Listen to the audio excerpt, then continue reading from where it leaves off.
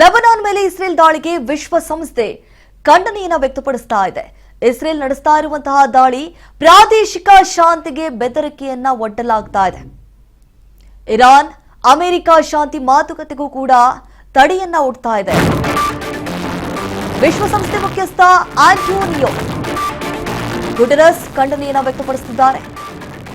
Israel ದಾಳಿಯಿಂದ ಸಾರ್ವಜನಿಕರು ಸಾವನ್ನಪ್ಪಿದ್ದಾರೆ, ಸಾಕಷ್ಟು ತೊಂದರೆಗೆ ಒಳಗಾಗಿದ್ದಾರೆ, ಆತಂಕಕ್ಕೆ ಒಳಗಾಗಿದ್ದಾರೆ. ಈಗಾಗಲೇ 2 ವಾರಗಳ ಕಾಲ ಕದನ ವಿರಾಮವನ್ನ ಘೋಷಣೆ ಮಾಡಿದ್ದಾರೆ.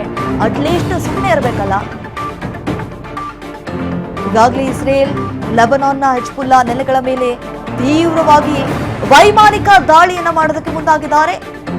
ಇಸ್ರೇಲ್ ಒಂದೇ ದಿನದಲ್ಲಿ 250ಕ್ಕೂ ಹೆಚ್ಚು ಜನರು ಸಾವನ್ನಪ್ಪಿದ್ದಾರೆ ಈ ಒಂದು ಭೀಕರ ದಾಳಿಯಲ್ಲಿ. ಈಗಾಗಲೇ ಅಮೆರಿಕ ಅಧ್ಯಕ್ಷರಾಗಿರುವಂತಹ ಡೊನಾಲ್ಡ್ ಟ್ರಂಪ್ ಏನಿದ್ದಾರೆ, ಕದನ ವಿರಾಮವನ್ನ ಘೋಷಣೆ ಮಾಡಿದ್ದಾರೆ. ಕದನ ವಿರಾಮವನ್ನ ಘೋಷಣೆ ಮಾಡಿದ್ರೂ ಕೂಡ ಇನ್ನೂವರೆಗೂ ಕೂಡ ದಾಳಿ ನಡೆಸೋದ್ರಲ್ಲಿ ಬಿಡ್ತಾ ಇಲ್ಲ. ಇಸ್ರೇಲ್ ನಿರಂತರವಾಗಿ ದಾಳಿ ನಡೆಸ್ತಾ ಇದೆ.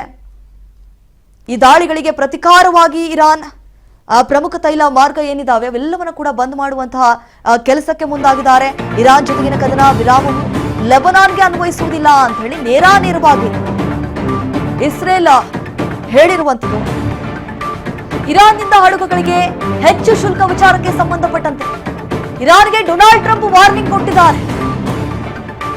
ಹಾರ್ಮುಜ್ ಜಲಸಂಧಿಯಲ್ಲಿ ಹೆಚ್ಚು ಶುಲ್ಕ ವಸೂಲಿ ಯಾವುದೇ ಕಾರಣಕ್ಕೂ ಕೂಡ ಮಾಡಬಾರದು ಅಂತ ಹೇಳಿ.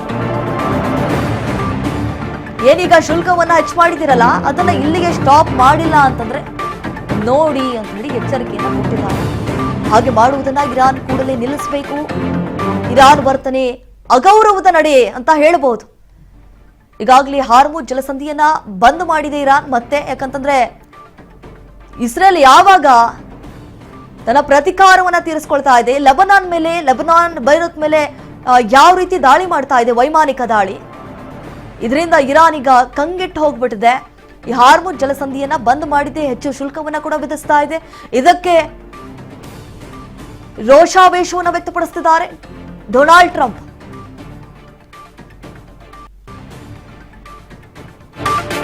ಇಸ್ರೇಲ್ ಇರಾನ್ ಯುದ್ಧದಿಂದ ಗಲ್ಫ್ ದೇಶಗಳಿಗೆ ಭಾರಿ ನಷ್ಟ ಆಗ್ತಾ ಇದೆ. ತೈಲ ರಫ್ತುವಿನಲ್ಲಿ 44% ಕುಸಿತ ಕಂಡಿದೆ. ನಿಜಕ್ಕೂ ಇದು ಭಾರಿ ಶಾಕ್. ಇರಾಕ್ ಆಗಿರ್ಬೋದು, ಕುವೈತ್ ಆಗಿರ್ಬೋದು, ಓಮನ್ ಆಗಿರ್ಬೋದು, ಕತಾರ್, ಸೌದಿಗೆ ಬಿಗ್ ಶಾಕ್ ಆಗಿದೆ. ಒಂದು ಕಡೆ ತೈಲ ರಫ್ತು ಮಾಡಬೇಕು ಅಂತಂದ್ರೆ ಆಗ್ತಾ ಇಲ್ಲ.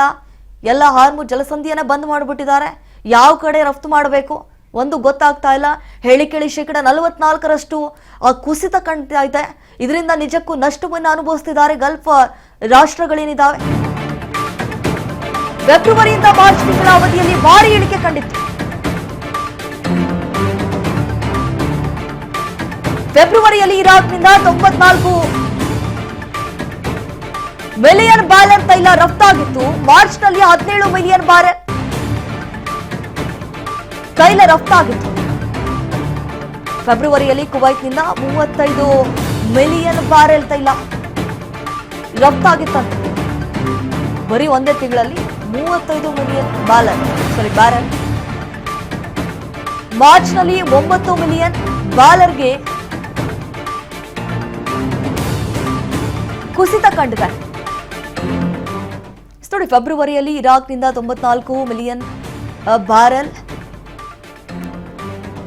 ತೈಲ ರಫ್ತಾಗಿತ್ತಂತೆ. ಆದರೆ ಈ ಮಾರ್ಚ್ನಲ್ಲಿ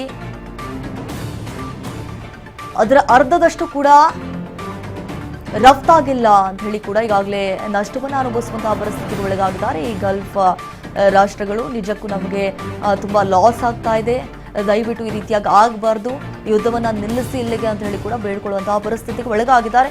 ಆದರೂ ಕೂಡ ಯುದ್ಧ ಮುಂದುವರಿಯುವಂತಹ ಲಕ್ಷಣಗಳು ಗೋಚರಿಸ್ತಾ ಇಲ್ಲ.